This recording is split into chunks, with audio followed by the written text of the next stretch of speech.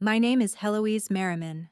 They say some betrayals happen in the dark, but mine took place under the glow of a hospital light. Not sudden, not violent, just quiet, like a hug that never came. If you're a mother, or if you've ever loved someone more than they deserved, you might actually regret missing out on this dramatic story. So before you sit down and listen, take a moment to like the video and subscribe to Grace's Truth. Now let me tell you what happened when my son chose pills over a hug and lost the right to call me mom. Mark was always affectionate growing up.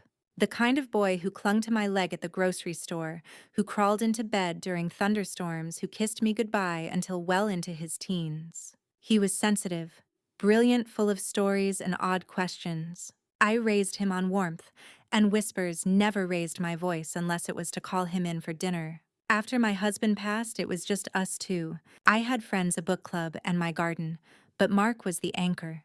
When he went off to study pharmacology, I was proud, if a bit wary. Medicine I thought was a sacred trust. He assured me it was, "I want to help people like Dad," he'd said once, eyes shining. In the early years of his career, Mark would visit every Sunday. He brought groceries, fixed the porch light, and always gave me that long, familiar hug at the door. It made everything worth it. Then one Sunday, the hug didn't come. Instead, he handed me a bottle.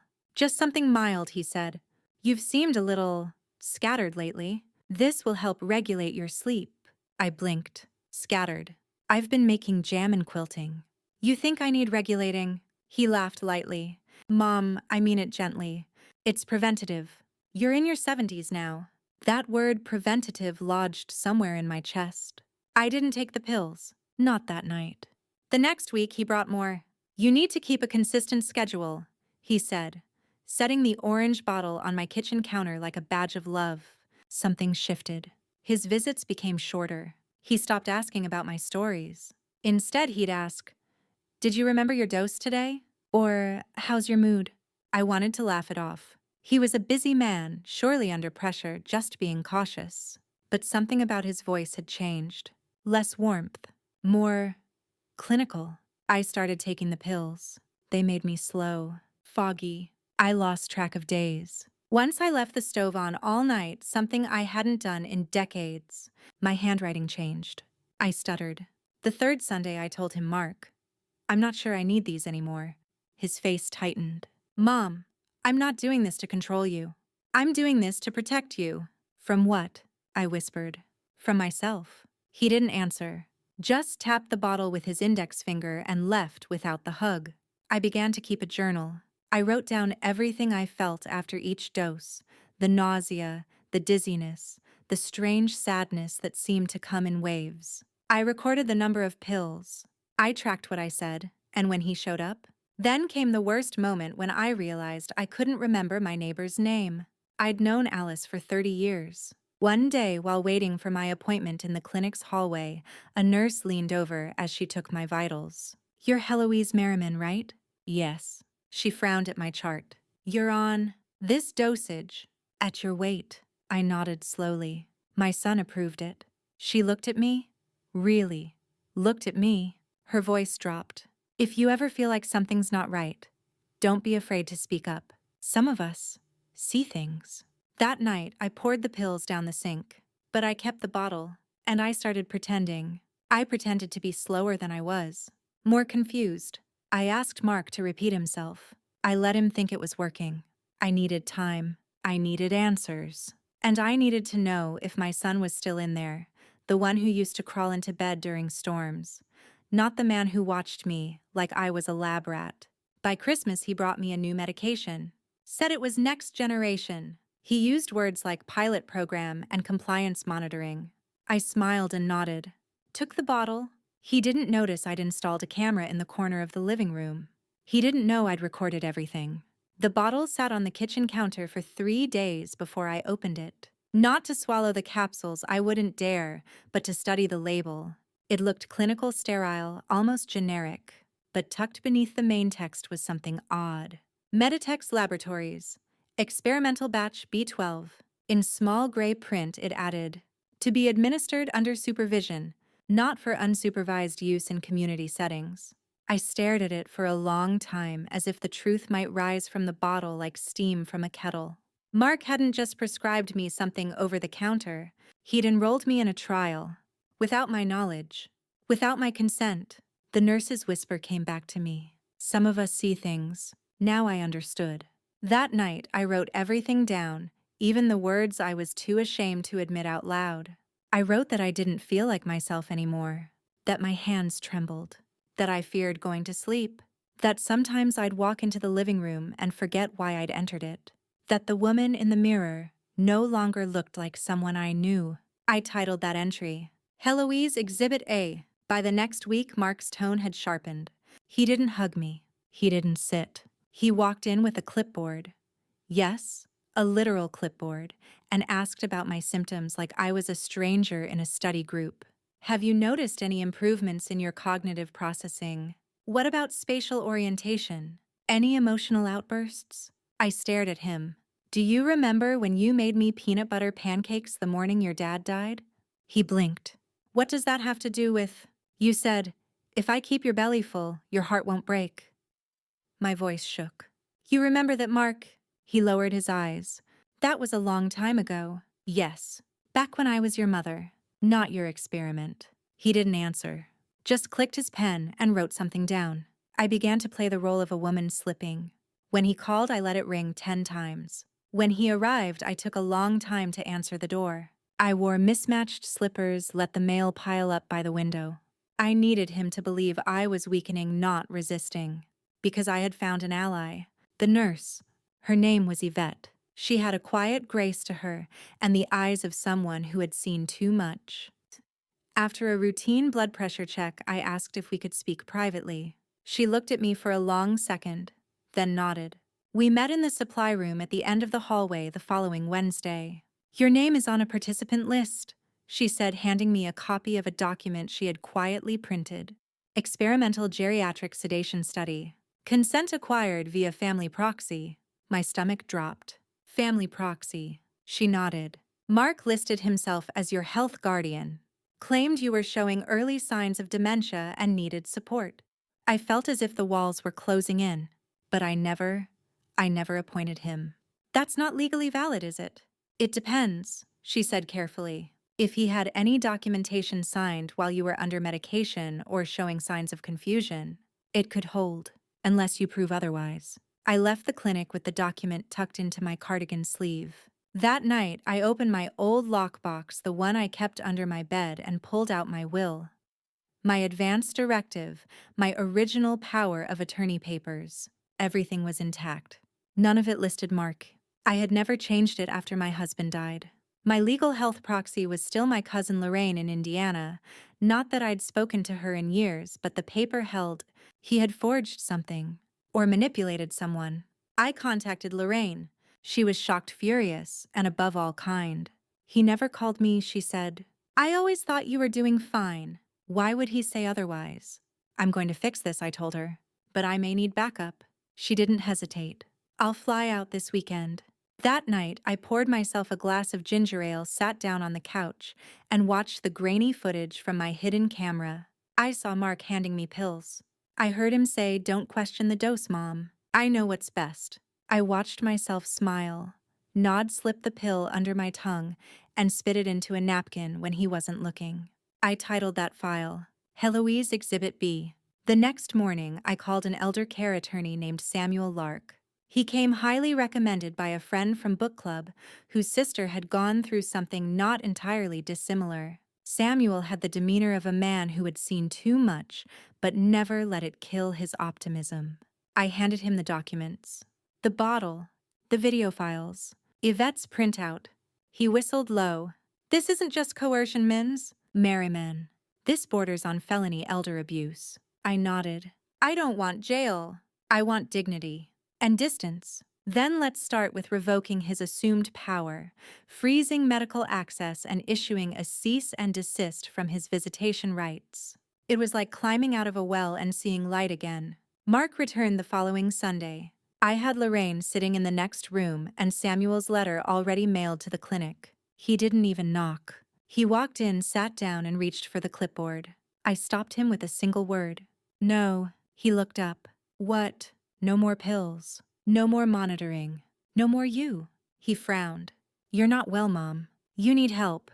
I needed help when I couldn't remember Alice's name. I needed help when I lost days. And what I got was you standing over me with a pen instead of a hug. His voice grew sharp. I've been managing your care. You've been managing my silence. He blinked. You don't understand the science. I don't need to. I understand the betrayal.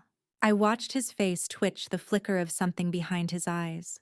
For a moment, I saw the little boy again. The one who used to bring me dandelions in spring. Then it vanished. He left without a word, and I started planning my next move. I titled that moment, Heloise Exhibit C. The silence after Mark left was thick. Not just absence of voice silence, but that deeper kind. The kind that settles in your bones. The kind that comes when a bond dies and you're the only one left to bury it.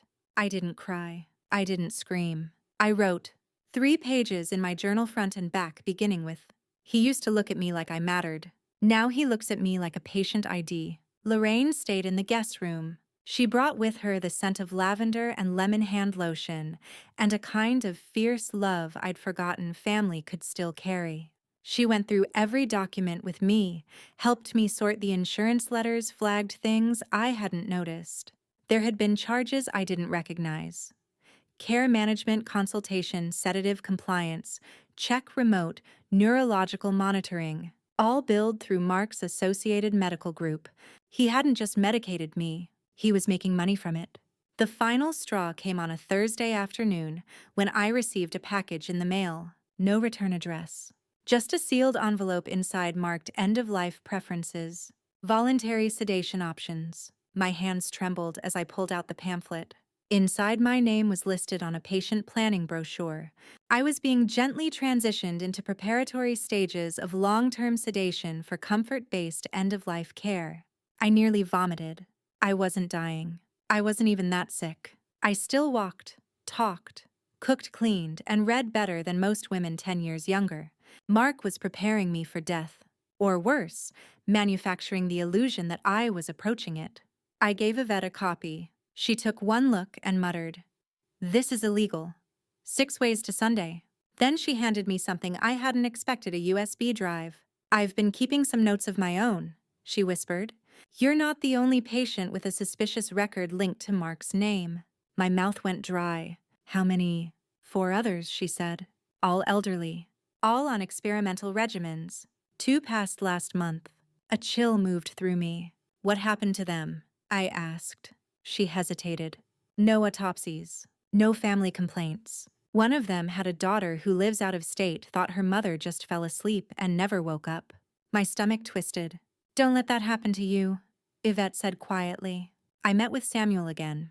He now carried a different energy, more urgency. He had reviewed the USB drive, corroborated my documentation, and initiated a cease and desist order preventing Mark from making any more decisions or prescriptions under my name.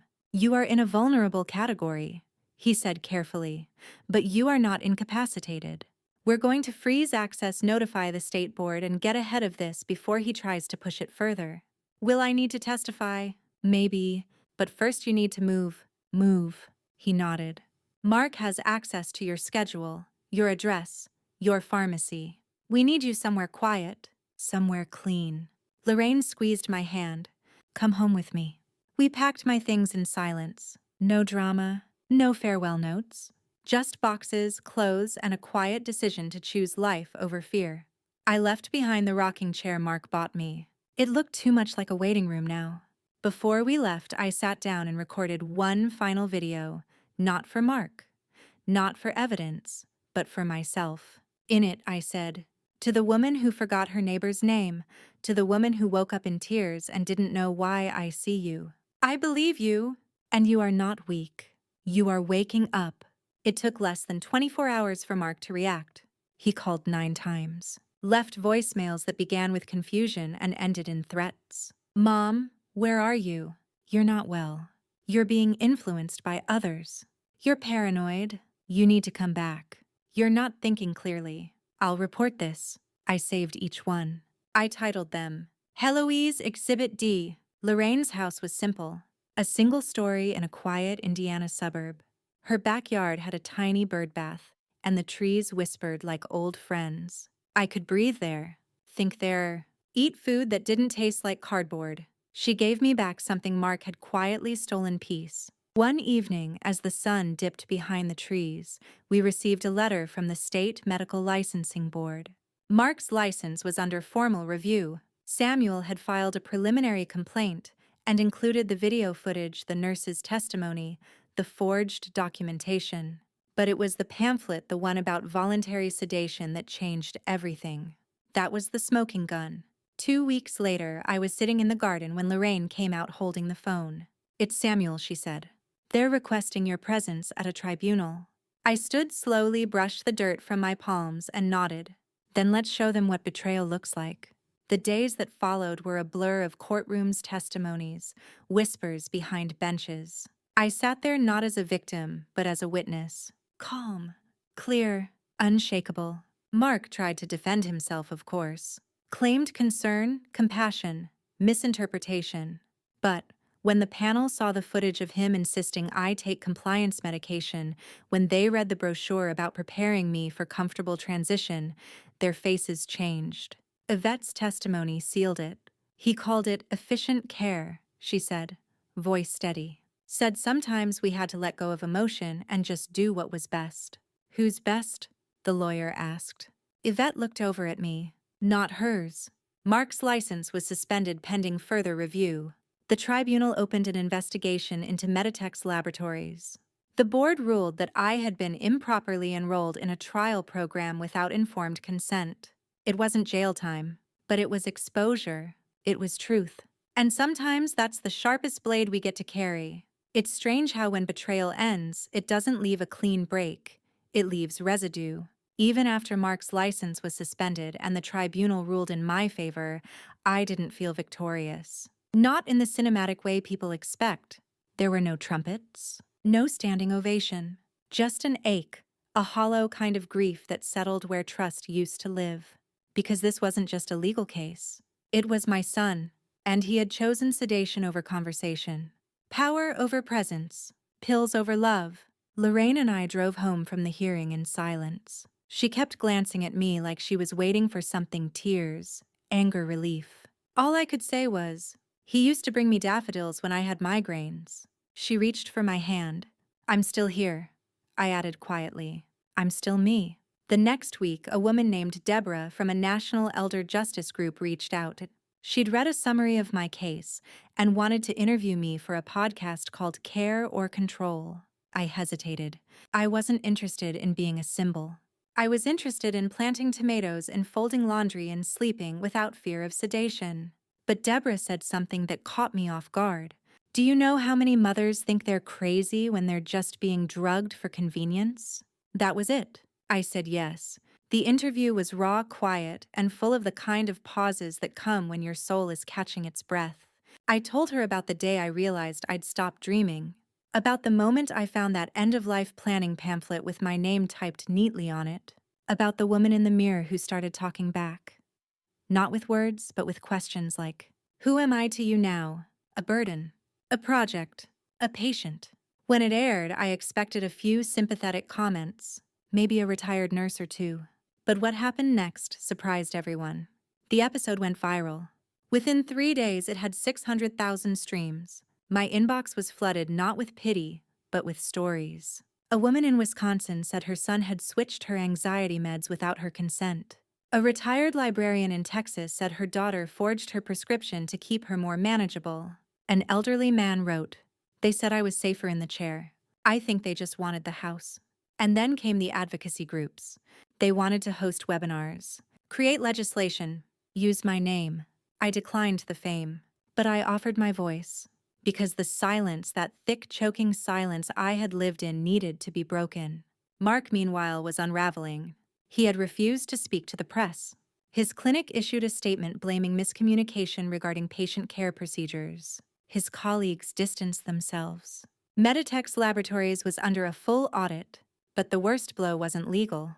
It was personal. His daughter, my granddaughter Clara, called me for the first time in 2 years. "Grandma," she whispered through tears I didn't know. I thought you just didn't want to see us anymore. I closed my eyes, felt a hot ache in my chest. No, darling. I was always here. I just wasn't allowed. Clara came to visit me that Sunday. She brought lemon muffins and wore the same lavender nail polish I used to wear when I was her age. We sat under the maple tree in Lorraine's backyard, and for the first time in a long while, I laughed. A real laugh. One that didn't feel like it belonged to someone else. "Do you still write?" she asked. I nodded. "Every day, even when I can't speak, I write." She tilted her head. "Will you ever forgive him?" I looked up at the clouds. Thought about the word forgive. How people use it like a key to unlock their own guilt, not yours. "I can forgive the boy who brought me dandelions," I said. "But I don't know the man he became." She nodded slowly. "That's fair." A few weeks later, I received an envelope in the mail. No note. Just one of my old notebooks, the kind with the floral cover I used to keep on my coffee table. I opened it. Every page was blank except one. In Mark's handwriting. "I thought I was saving you. I didn't know I was erasing you." No signature. No return address. Just that one line. I stared at it for a long time. Then I tore out the page, folded it once, and tucked it into a new notebook, the one I'd labeled Survival Volume Y, because even when the apology is too late, the story still belongs to you. That fall, I gave a speech at the Elder Care Transparency Summit. I stood at the podium, looked out at hundreds of faces, some old, some young, all listening. "I don't need revenge," I said. "I don't even need justice. What I need, what we all need, is the right to be heard, not hushed, seen, not sedated, to be known in our fullness, our rage, our grace, our contradictions, not chemically softened for someone else's comfort." The room was silent, and then they stood, not in triumph, not in celebration, but in respect. That night, as I sat in Lorraine's kitchen with a cup of sleepy time tea, she asked, "Do you ever miss him?" I thought for a moment. "I miss the version of him that knew how to hug," I said. "The one who thought comfort was found in arms, not chemicals." She nodded. "Me too." Then she smiled. "But you're still here." I smiled back. "Yes, and I'm still me." I never did return to the house Mark used to visit. I left it in the hands of the attorney and later sold it to a retired couple who wanted a place with a little soul. I was tempted to warn them about the medicine cabinet, but decided that was my ghost to lay to rest. Besides, I'd started something new. Not a battle. A library. Clara and I began to meet every Saturday afternoon at the community center. At first, it was just the two of us. A teenage girl with sharp questions and a woman with fragile bones and steel resolve. We'd read poems, share articles, even scribble fiction. Then she made a poster. "Write to Remember, a memoir circle for survivors of silence." Within 2 weeks, we had 12 members. Within 2 months, 25. Old men who used to teach math. Women who once sewed wedding gowns. One woman who hadn't spoken aloud in 4 years until she read a story about the day her grandson stopped calling. They all had something stolen. Their voice, their memory, their right to say no. Now we wrote it back into existence. Clara called it Revenge, with a spine made of paper. I called it Recovery. And still, I waited some part of me for Mark to reappear, to walk through a door and say something human. Anything human. But he didn't. Instead, I received a letter from his lawyer. It was polite, formal, almost sterile. It said Mark was attending a professional rehabilitation program and had entered reflective withdrawal from medical practice. The phrase made me snort. Reflective withdrawal. That's what they call it now.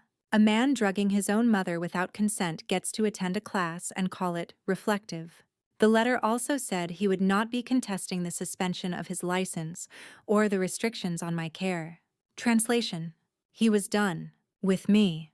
With all of it. There was one final note, scrawled at the bottom in a hand that looked half tired, half tormented. "I hope someday you'll know I meant well." I didn't cry. I didn't scream. I didn't even feel relief. I just whispered, "But you didn't do well." And that distinction mattered. That fall, Clara helped me self-publish a small book, Letters I Never Mailed. It contained fragments from my journals, selected memories from the trial and messages I wrote to Mark, but never sent. The last page simply read, "You chose pills over a hug. And you lost the right to call me Mom. I thought about removing that line. But Clara said no, leave it. Some truths don't need softening. She was right. Months passed. Our writing group grew, and one night something unexpected happened. An older man, Chester, a retired electrician with hands like bark and eyes like dusk, brought in a tattered photo of his daughter, laid it on the table, and said, "She told the doctors I was losing it. She wanted the house."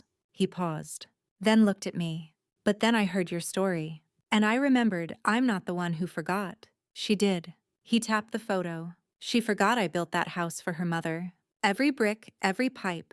She forgot the love in the walls. But I didn't. I still remember, that night we wrote letters we'd never mail. We folded them, burned them, released the smoke like a ritual. And for the first time, we felt light. The seasons changed. Clara graduated.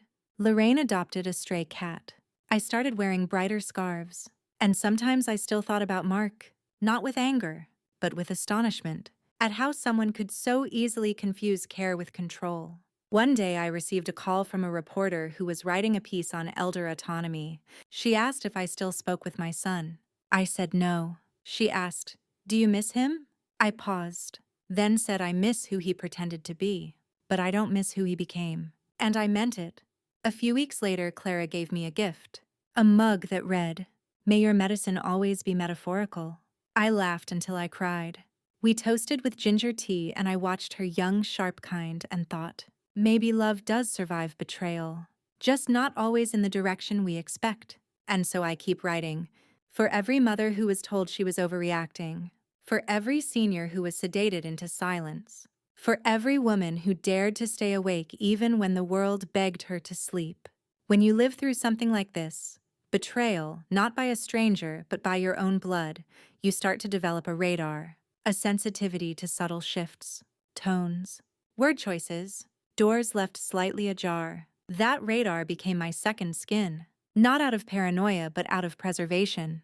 It's how I noticed the woman in the beige sweater lingering at the back of the community room one rainy Saturday. She didn't speak, didn't sit, just stood by the coats for nearly the entire 2-hour session. Clara offered her tea. She declined.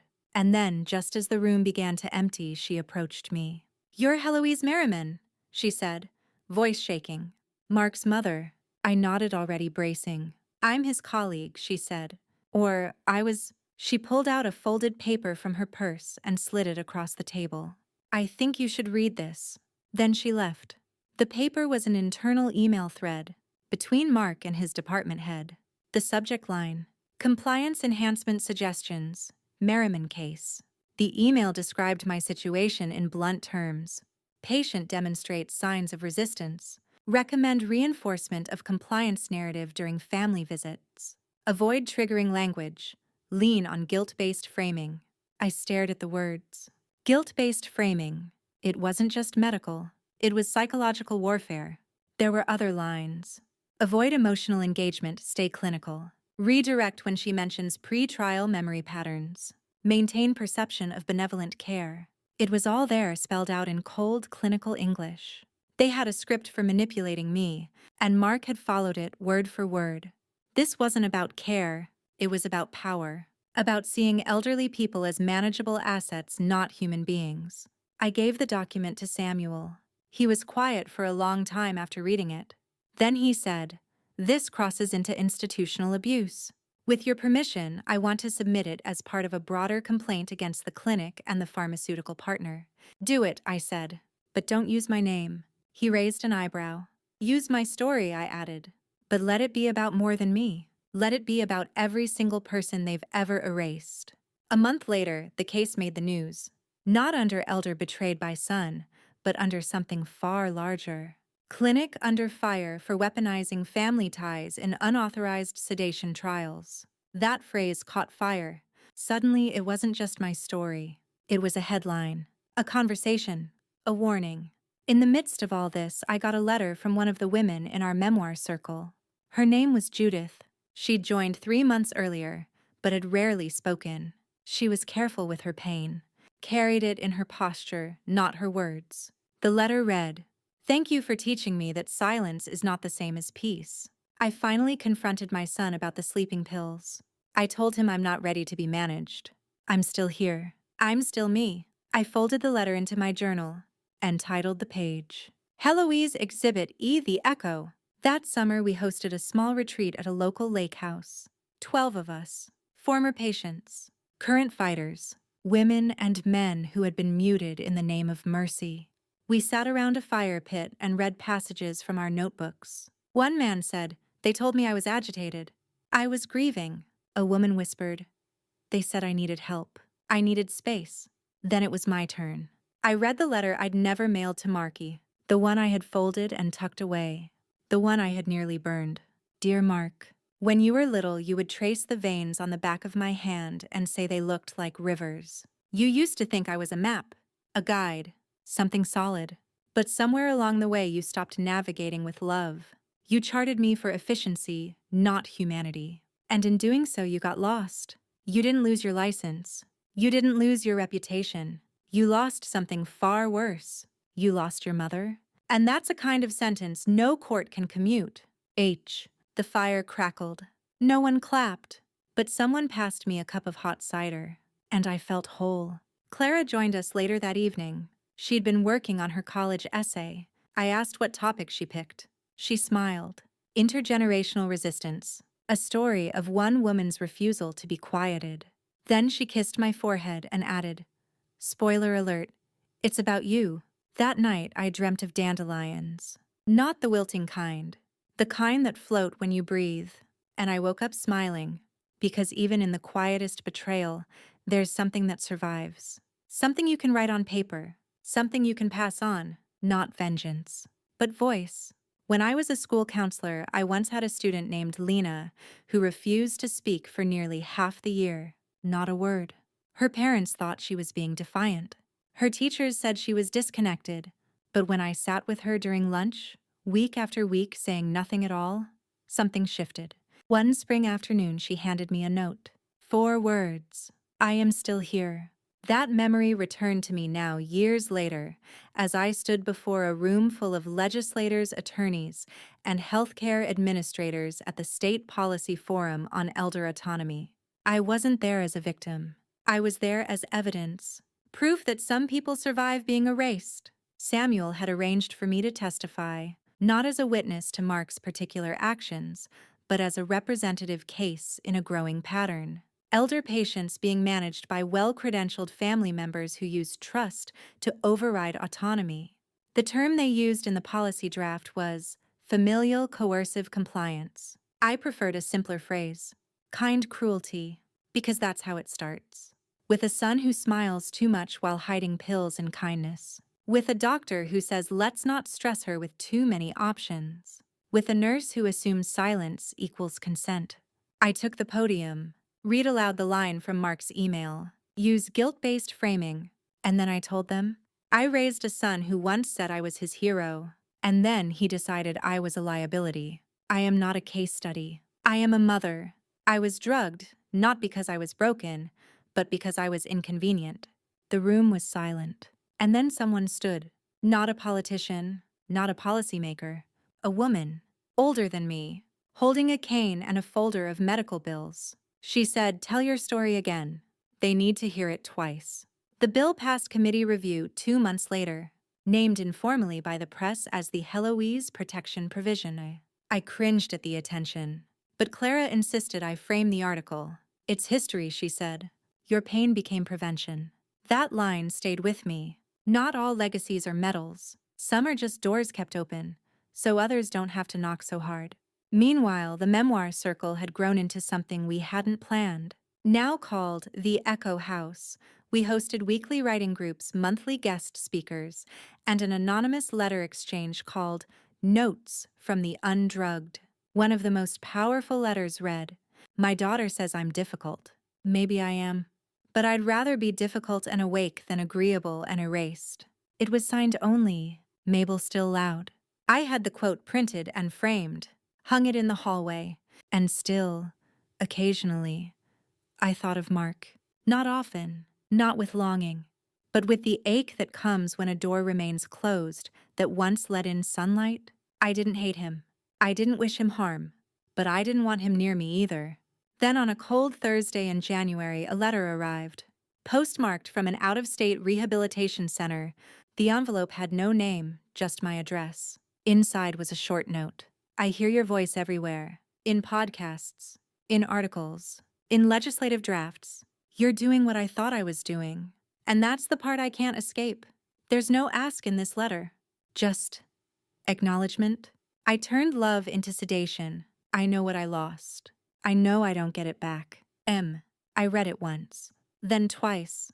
Then without ceremony, I placed it in a folder labeled closure, maybe, because I didn't owe him a response. Some endings aren't dramatic. Some are just the quiet decision not to answer. Later that week, Clara and I took a train ride to a town 2 hours away, where the Echo House had helped fund a new senior resource center. It had a mural of yellow dandelions stretching across the back wall, each one with handwritten lines from our members. One read, "They called it care. I called it a cage." Another, "My memory matters even when it shakes." And mine, "I will not be softened to make you comfortable." Clara stood beside me, hands in her coat pockets. "I wish I'd seen it sooner," she whispered. "What was happening?" "You see now," I said, "and that's what counts." She turned to me. "Can I ask something hard?" "Always." "Would you take him back if he changed?" I didn't answer right away. Then I said, "You don't get to tranquilize someone into silence and then ask for conversation." But I didn't say never, because healing like betrayal comes in doses. One truth at a time, one page at a time, one unmailed letter at a time. Winter gave way to spring the year the law passed. They called it the Patient Voice Protection Act, but we all knew what it really was. A fence around the dignity of people like me, too often dismissed, too often drugged into invisibility. The kind of protection that should have never required legislation, but somehow always does when the softest voices go unheard the longest. I didn't attend the signing ceremony. Clara did. She wore my mother's brooch and read a line from my journal on the podium. "Consent without clarity is not care, it's quiet violence." The audience stood, and for once I stayed home proud and still. Mark was never charged with a crime. The review board found gross negligence, revoked his license permanently, and banned him from practicing in any elder-affiliated clinical setting. But the courts didn't pursue criminal charges too hard to prove intent, they said. But it didn't matter to me anymore, because the court of clarity had already spoken, and it had left him nameless in my future. One sunny afternoon, Clara and I took a walk through the farmer's market. She bought fresh lavender. I bought strawberry jam.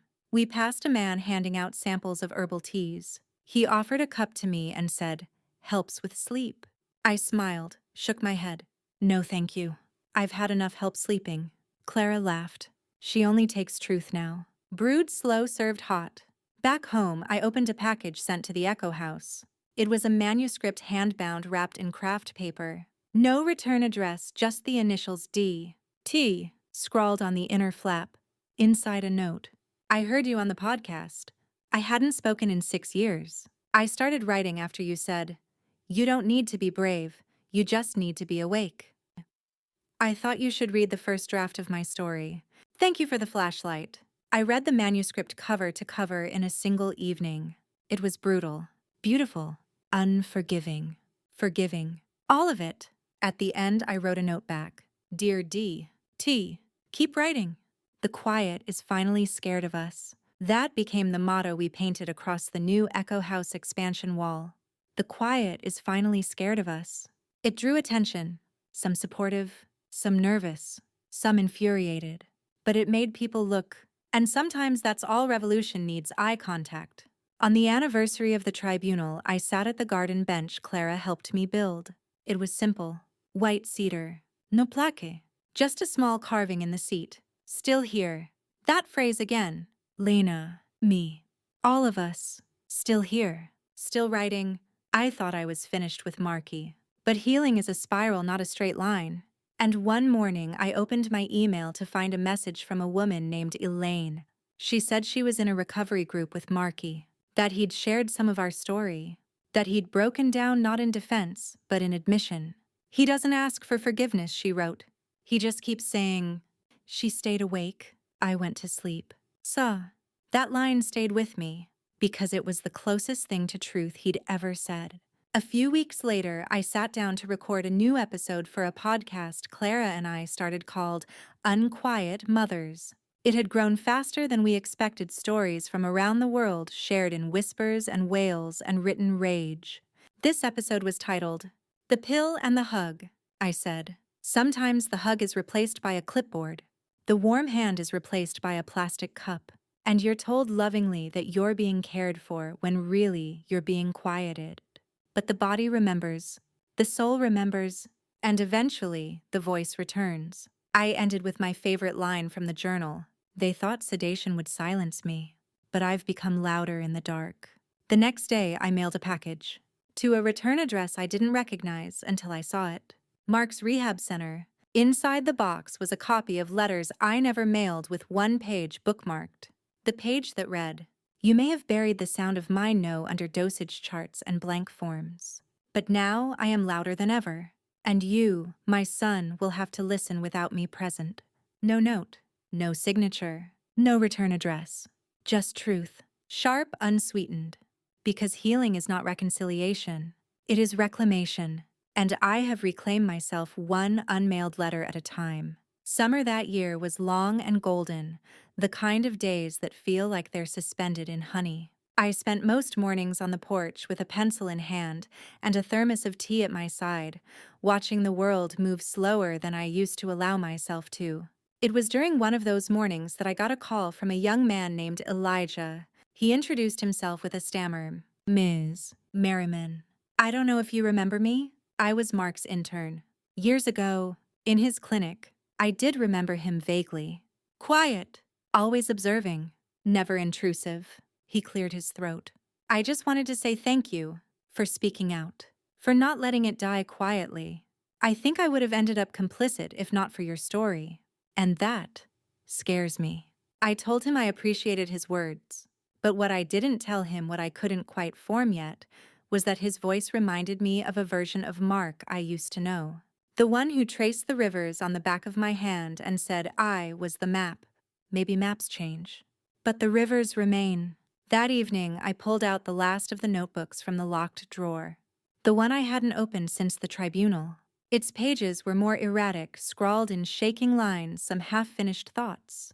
They were written during the weeks I pretended to be confused. When I was faking fog, swallowing silence, saving my strength. Reading them now felt like deciphering the thoughts of a twin I no longer shared a body with. One line struck me cold. If I disappear, let them know I did not go willingly. I closed the notebook, took a deep breath, and burned it. Not out of fear, but because the woman who wrote that sentence was gone. I was someone else now. Someone louder, someone brighter, someone unwilling to go anywhere quietly. Clara and I began preparing a presentation for a global elder rights summit in Toronto.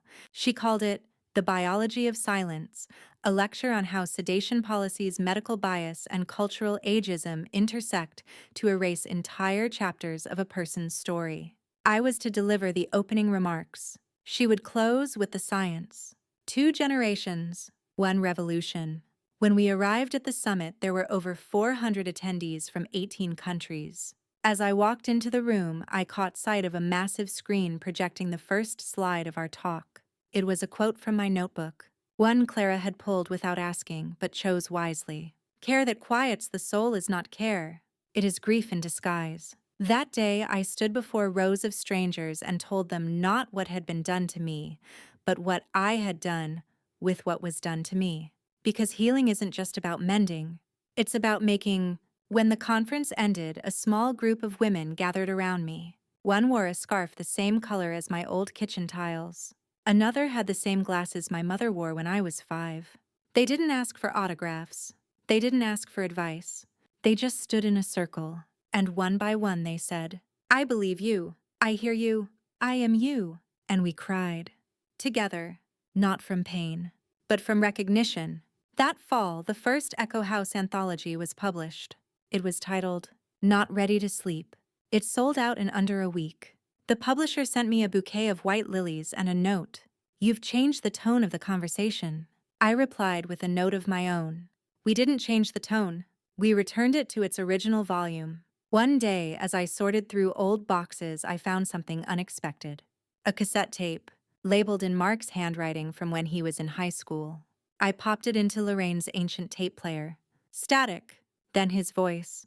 Mom, this is for you.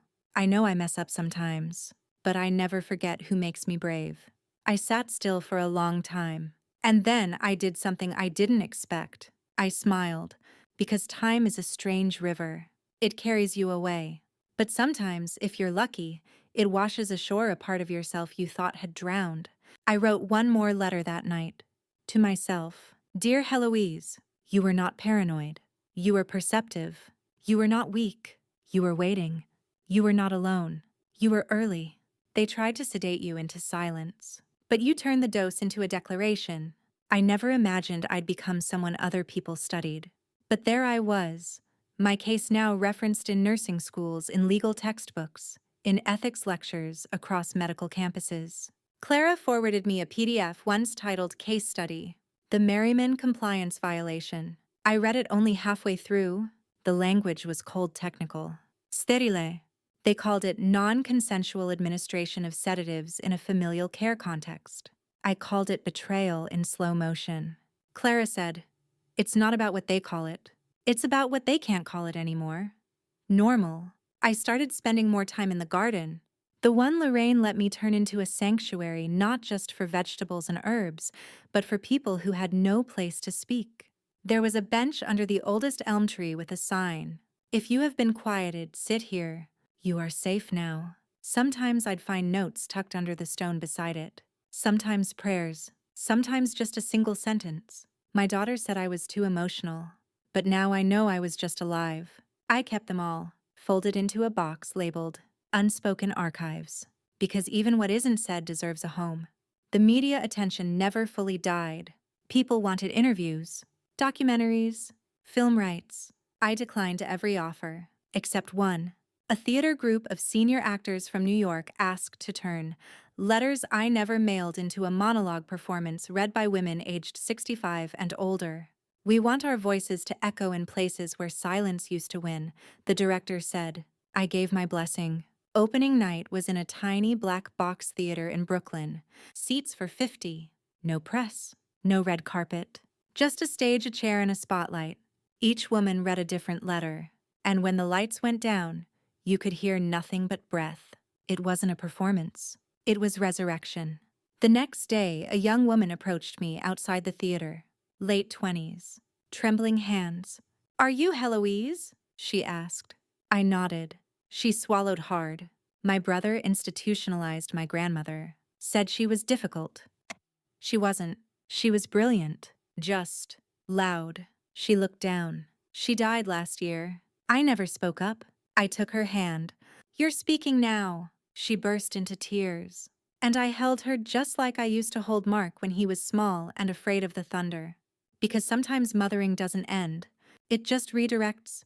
That week, I added a new entry to my journal. There's a gravity to grief. It tries to keep pulling you under. But if you keep writing, keep whispering, keep resisting, you learn to float above it. Not because you're free from it, but because you've grown gills for truth. Back at Echo House, we hosted our first international visitor, a woman from Japan who ran a similar program called The Still Voice. She brought with her a suitcase full of letters from women in her circle. Translated into English hand-typed, they read like lullabies with blades inside them. My grandson took my ring and said it was just a ring. They told me to stay in the chair. But no one asked where I wanted to sit. I once taught poetry. Now they say I confuse words. But I do not confuse truth. I wept reading them. Because oppression sounds different in every language. But freedom always sounds the same. A few months later, Clara got accepted to Yale for graduate studies in medical ethics. We threw her a garden party. 27 guests, 2 pies, 1 terribly tuned guitar. She gave a speech that I now keep framed. I used to think the worst thing you could do to a person was hurt them. Now I know it's to deny their awareness, their presence, their say. She turned to me. And my grandmother taught me that silence is just a lie waiting to be challenged. That night, after everyone had gone home, Clara and I sat in the dark with string lights glowing overhead. She looked at me and asked, "Would you change anything if you could go back?" I thought for a long time. Then I said, "Yes, I would have started saying no sooner." She smiled, and I added, "But I'm glad I said it when it mattered most." Later, as I sat alone with a blanket around my shoulders, I wrote one last letter. I didn't name it. I didn't address it. I just let it be. They thought they were saving me from confusion, but I was never confused. I was coerced. They thought they were protecting me from fear, but it was their fear, not mine. I've never been more awake than the moment I decided to stop swallowing peace that wasn't mine. Now I speak, and in speaking I save. The first snowfall that winter came early, soft, soundless, like an apology the sky didn't know how to make. I sat by the window with a cup of black tea and watched as the garden disappeared beneath a sheet of white, every dandelion and rosemary bush tucked gently under nature's forgetfulness. Funny, I thought, how silence can sometimes look like peace, and how peace can sometimes feel like silence. But I knew the difference now, deeply, and I no longer mistook being quiet for being safe. That week, I received a letter that made my breath catch. Not from Marky, not from anyone I recognized. The return address was from a small postal box in San Francisco. Inside a short note, "I'm the daughter of one of the women your story helped. She never got the chance to thank you herself, but she died knowing she wasn't crazy. Just unheard. You returned her dignity to her page by page." Enclosed was a photo. An older woman with silver curls sitting beside a typewriter and smiling. Not with her mouth, but with her eyes. You could see it. The moment a person knows they are believed again. That image stayed with me. I placed it beside my mirror where I keep reminders of things I never want to forget. A child's drawing of a sunflower from Clara, the ribbon from my first writing circle, a dried sprig of lavender from Lorraine's garden. And now her the woman I'd never met, another survivor, another witness. That weekend, Clara flew home from school just to join me at the city's unveiling of a new public art installation, the Table of Unfinished Conversations. It was an outdoor sculpture, a circular table made of reclaimed wood surrounded by mismatched chairs, each one engraved with quotes from letters, journals, and recordings of elders who had once been silenced. One of the chairs bore my words, "If I disappear, let them know I did not go willingly." And opposite it, another, "I am not fading. I am being faded." We stood there a long time. Tourists walked by, some taking photos, others sitting briefly, not knowing the depth of the voices beneath them. But we knew. That night, Clara asked if I would ever consider seeing Mark again. I didn't answer right away. I folded a napkin, watched the steam rise from her teacup. Then I said, "I think there are wounds that can close but still leave an ache when it rains." She nodded. "I don't want to test the weather." She didn't press me. She never did. The next morning, I found a voicemail from an unfamiliar number. It was him, Mark. His voice was lower now, slower, hesitant. "Mom, I don't expect anything. I read your book. The parts I could handle. I see now what I refused to see then. I don't want to rewrite history. I know I'm not welcome. But if you ever wanted to ask me something, anything, I'd try to answer with the truth." Click. No goodbye. No request. Just a soft opening, like the crack of a door that no longer has a lock. I sat with it for hours. I didn't cry. I didn't shake. I didn't even feel that familiar tightness in my chest. What I felt was curiosity, not about him, but about me. Was I still someone who needed answers? Or was I finally someone who had already written them? I told Clara. She didn't gasp. She didn't look away. She just said, "Do what serves your peace." Not his redemption. That line struck deep, because too often women like me are told to forgive, to make others comfortable, to let go for the sake of someone else's narrative. But forgiveness is not a public service. It is private soil, and it grows only what you choose to plant. I didn't call him back, but I wrote him one final letter. Not to send, just to write. "You looked at me as if I were breaking, but I was bending toward the sun. You labeled me fragile, but I was fracturing for the truth to escape. You gave me sedation when what I needed was conversation. And now I have neither, but I have myself. and I will not trade that for your discomfort. I folded it, placed it in the fire, watched the paper curl black and disappear, and with it some part of my ache. That week we hosted a winter solstice gathering at Echo House. Candles in every corner, blankets on every chair, stories on every tongue. We went around the circle with one question. What's one thing you reclaimed this year? Chester said my porch. Yvette, now a board member of Echo House, said my sleep. Lorraine said, my middle name. I always hated it. Now I love it. And me, I said, my silence. Because it's mine now, not given, not forced, not sedated, chosen. The first spring after the law passed was different. Not because the flowers bloomed any brighter, though they did, or the wind carried more bird song, though it did that too. It was different because I didn't feel like I was waiting anymore. Not waiting for the phone to ring. Not waiting for Mark to apologize in a way that mattered. Not waiting for anyone to believe me. I had already been heard. Now I was simply living. Echo House had grown into something I never dreamed of. We had 2 locations now, one in our town, and a second one Clara helped launch near her university campus. We partnered with hospitals to provide consent literacy workshops. We launched a podcast series where elders read from their journals. We started archiving letters from around the world. But my favorite addition, the wall of names, not of victims, but of reclaimers. People who had taken their voices back slowly, stubbornly, sometimes in a whisper. Each name engraved on a leaf-shaped tile. Every tile placed in the order they arrived. No hierarchy, just presence. Mine was tile 1, but I never told anyone. One day we received a visitor. An older woman named Joy in a slate blue coat arrived alone. She looked nervous, clutching a manila envelope like a lifeline. Clara welcomed her, offered tea. Joy said I was told I could come here and not be doubted. Clara nodded gently. You were told right.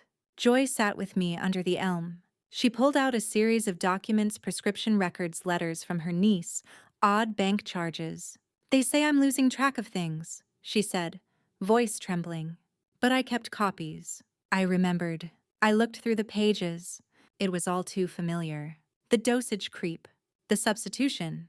The forgery of her initials. I met her eyes. You're not paranoid, I said.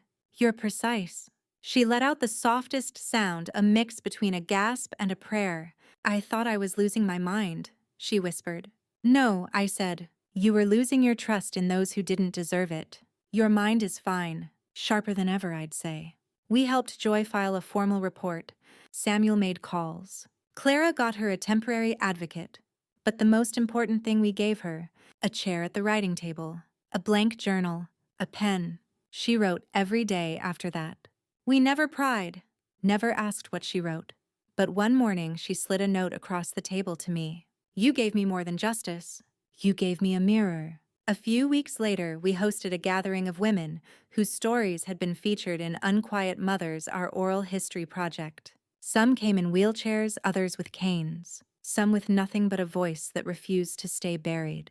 Each woman brought with her a sentence. Just one, written on fabric, to be sewn into a quilt we would call the Tapestry of Refusal. Some of my favorites. They wanted my confusion. I gave them clarity. My quiet was not consent. I am not your burden. I am your beginning. When it was my turn, I held my fabric square and read it aloud. You chose pills over a hug, but I chose voice over everything. The room went still. And then applause, not thunderous but rhythmic, like a heartbeat returning after too long a pause. That night, Clara asked, Do you feel proud? I looked out the window. Pride is too sharp a word, I said. I feel placed, like I've finally been put back where I belong. In the conversation, later that week we received a box in the mail. No sender listed, just the initials M, D, and a return address we didn't recognize. Inside a simple note. I've left the profession. I've entered listening. I don't ask to be invited back. But I hope the echo finds me even if I no longer speak. Also inside, one folded paper, a checklist Mark had once used during his sessions, the compliance indicators. But every box was now crossed out in red ink, and next to them, in his handwriting, one word. Withdrawn. I didn't feel triumphant. I didn't feel sorrow. I just felt finished. Not as in the end, but as in enough. The story had run its course. My pages had been turned, and I no longer needed to write to be real. That spring I planted marigolds. Not because they're beautiful, though they are, but because they repel pests and protect other plants. They are the defenders of the garden. I told Clara, that's what Echo House is now. A ring of marigolds, fierce, bright, protective. She smiled. Then you, she said, are the seed that started it all. Spring turned to summer with a gentleness I hadn't felt in years. No harsh transitions, no jagged goodbyes, just the kind of warmth that lingers on the skin like a hand that says, "You're safe now. You can exhale." I started waking up before dawn again. Not from fear, not from anxiety, but from habit. The old rhythm of a mother, a teacher, a survivor. I'd sit in the garden wrapped in my shawl waiting for the birds to begin their conversations. And I'd listen because after everything I'd learned the value of listening, especially when the world assumes you've gone quiet. We received a letter at Echo House that week from a man this time. Unusual but not unheard of. He was in his 70s. His handwriting leaned to the right, strong but uncertain. His note read, "I never considered myself abused." That word always sounded dramatic. I thought, well, she's just trying to help. My daughter, she said the meds were temporary. Said the clinic knew what they were doing. I didn't want to be difficult. But the pills made the days blend together. And one day I realized I hadn't smiled in 3 weeks. That's when I knew I wasn't living. I was being paused. He ended with, "I didn't know what to call it until I heard your story." That sentence, I didn't know what to call it. It echoed through me, because that's what language does. It gives shape to what we've suffered. It makes the intangible real. It carves space for grief, and in doing so, it frees us. Mark had stolen my clarity with terminology. I reclaimed it with truth. Clara and I began work on a new initiative, the Glossary of Silence, a living archive of phrases used to disempower the elderly and the rewritten definitions that gave them back their meaning. Examples included agitation, a person expressing unmet needs or injustice with the only tools they've been left. Non-compliant, resistant to control that was never consented to. Memory loss, often used as a shield against inconvenient recollection, especially when the elder remembers something others wish they'd forget. It wasn't just a glossary, it was an undictionary, a dismantling of the language used to strip people like me of our agency. During a press event to launch the glossary, a young journalist asked, "Do you think stories like yours are becoming less common?" I stared at him for a beat, then said, "No, they're just becoming less silent." He nodded slowly and didn't ask another question. That night, I wrote a letter to my younger self. I do that sometimes now, not to mourn what she didn't know, but to honor what she never lost. Dear Heloise, they told you confusion was a symptom. They didn't tell you it could be an outcome of lies, of manipulation, of silence. You were never confused. You were being confused. And now you are the clarity. Lorraine helped me find a printer who could bind all our letters, the ones from Echo House, the podcasts, the testimonies, the glossary entries into a single anthology. We titled it, No More Whispering Rooms. Clara designed the cover, a drawing of a woman opening a window with hundreds of paper letters flying out into the sunlight. It became a bestseller in the elder care world. But I didn't care about the charts. I cared about the stories, and the silence we'd taught to tremble. One letter, though, I hadn't yet shared. I kept it in the bottom drawer of my writing desk, not because I feared it, but because it still pulsed. It was from Marky, written 6 months after his last message. A full letter this time, handwritten, 4 pages. The final paragraph read, "I will not ask for a hug. I forfeited that long ago, but I still remember what it felt like to deserve one.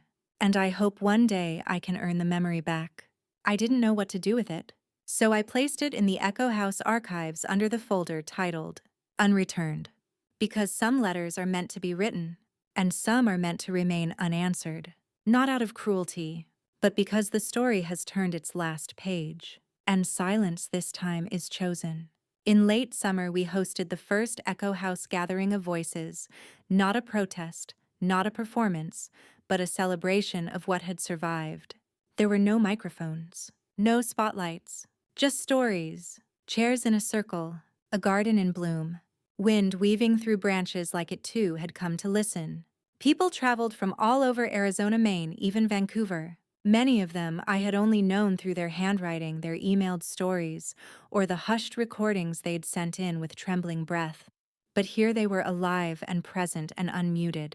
Clara welcomed everyone with a single sentence. "You're not guests. You're echoes that finally returned home." I took the final seat in the circle and held my copy of letters I never mailed in my lap. I wasn't planning to read from it. I thought I'd said all I needed to say.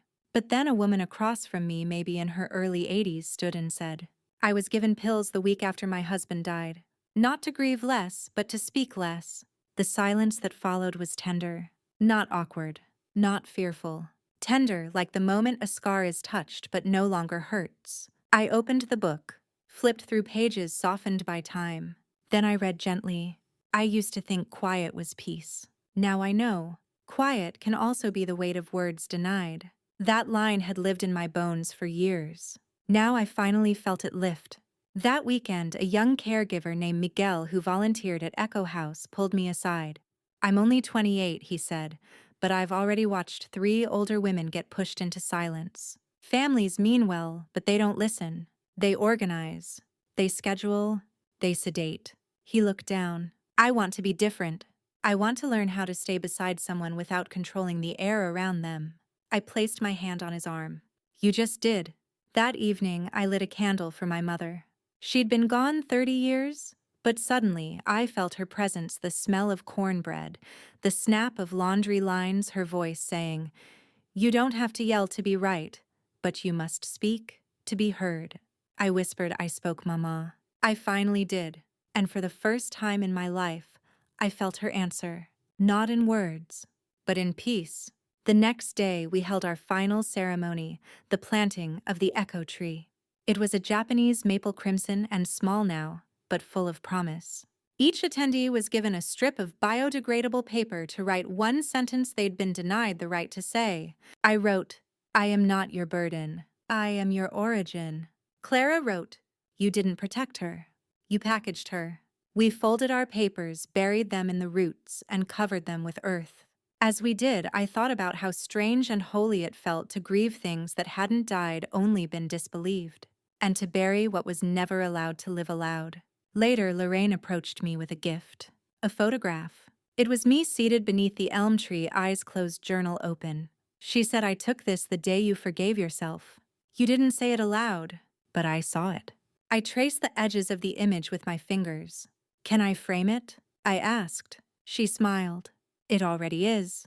That evening, alone in my room, I opened my final notebook, the one Clara had gifted me, leather-bound, untouched. On the first page, in her handwriting, "May your next words be for you." I didn't write anything for a long time. Then finally, I survived the hush. I unlearned the sleep. And now, in the language of my own making, I speak, not to fight, not to prove, but to exist fully and without permission. The next morning, I sat under the echo tree and watched a child no more than 6 press her palm against its slender trunk. She looked up at her father and asked, "Can trees remember things?" He smiled. "What do you want it to remember?" She said, "That I was here." And I said something. I closed my eyes and whispered to the wind, "It will." I always believed stories ended when the last page turned. But now I know some stories keep speaking even in the silence. Especially in the silence. I wake earlier now, but not from dread. I eat slower now, not because I am weak, but because I am savoring. And I speak louder now, not in volume, but in clarity. That is the gift survival gives when it has time to bloom. This morning, I walked through the garden alone. Lorraine had gone to visit her sister. Clara had returned to school. The wind carried the scent of basil and soil. I traced the edges of the marigolds with my fingers, my small soldiers in the soil, still standing still, bright. Then I stopped at the bench under the elm, the one engraved with "Still here." And I sat, not to reflect, not to weep, but to simply be. There was a woman named Judith, one of the first members of the memoir circle. She died in early spring. She left behind a note that we only found after her funeral. It said, "Don't mourn me like a victim. Mourn me like a woman who woke up just in time to die alive." We had it inscribed on her chair in the Echo House garden. And every time I pass it, I smile. Because we are not victims. We are the testimony. We are the returned. We are what remains after the storm no longer has our name. One afternoon, I received a small package from Clara. Inside, a bound copy of the Glossary of Silence, now printed in 3 languages. She'd written in the front, "For the woman who taught me to define myself before anyone else could." I placed it next to my old journals beside my first copy of Letters I Never Mailed and the cassette tape Mark once recorded for me as a boy. Because we are not only the pain we lived, we are the evidence of how we endured it. Mark hasn't called again, and I haven't asked him to. That door once bolted shut with betrayal now simply isn't there. Not in hate, not in punishment, just in peace. Some relationships are not severed, they are completed. At Echo House, we launched a new initiative, the Living Archive, a library of audio recordings by elders reading their own stories in their own voices. No filters, no edits, just truth trembling, roaring, and everything in between. I recorded mine last week, sat in front of the microphone, closed my eyes, and said, "My name is Heloise Merriman." They gave me pills instead of presents. They labeled me confused instead of curious. They mistook my silence for surrender. But I didn't disappear. I documented. I remembered. I outlived the hush. That recording will play long after I'm gone. That's the legacy now. Not wealth, not property, but clarity passed like a candle hand to hand. And now, as the seasons begin to shift again, I write fewer words. But I speak more. In dinners with Clara, in letters to strangers, in the spaces Echo House has opened like arms. Because the story has been told. And now I am simply gratefully living its aftermath. Its peace, its page turned. If you are reading this and you've ever been made small, if someone ever offered you sedation instead of understanding, if you were ever told you were too much, too emotional, not what you used to be, then I want you to remember this. You are not fading. You are refusing. And you are still here. Just like me. I sit on the porch now with no urgency. No need to document the world just to prove I'm paying attention. No fear that forgetting a word or a name will have someone reaching for a pill bottle. Now when I forget something, I smile and say, it'll return if it's mine. Because I've learned, memory isn't just about what stays. It's about what we choose to carry, and what we finally set down. The letters are all boxed now, hundreds of them cataloged in the Echo House archive. They'll be studied someday, cited in research, maybe even turned into textbooks. But they weren't written for that. They were written for breath, for that sacred inhale that comes after silence is broken, and the soul realizes it's still allowed to exist in full voice. Mark remains a quiet shadow in my history. I've stopped waiting for the echo of apology. He was a chapter, a painful, instructive, unfinished chapter, and that's enough. I no longer need every story to close neatly. I just need to know I finished mine on my terms. To the reader, to the listener, to the one sitting quietly, wondering if their no still counts. It does. You count. You are not too late. You are not too quiet. You are not your diagnosis, your confusion, your managed version. You are still here, still unfinished, still yours. And if anyone tries to rewrite your voice, tell them, I write in ink now, and never hand them the pen.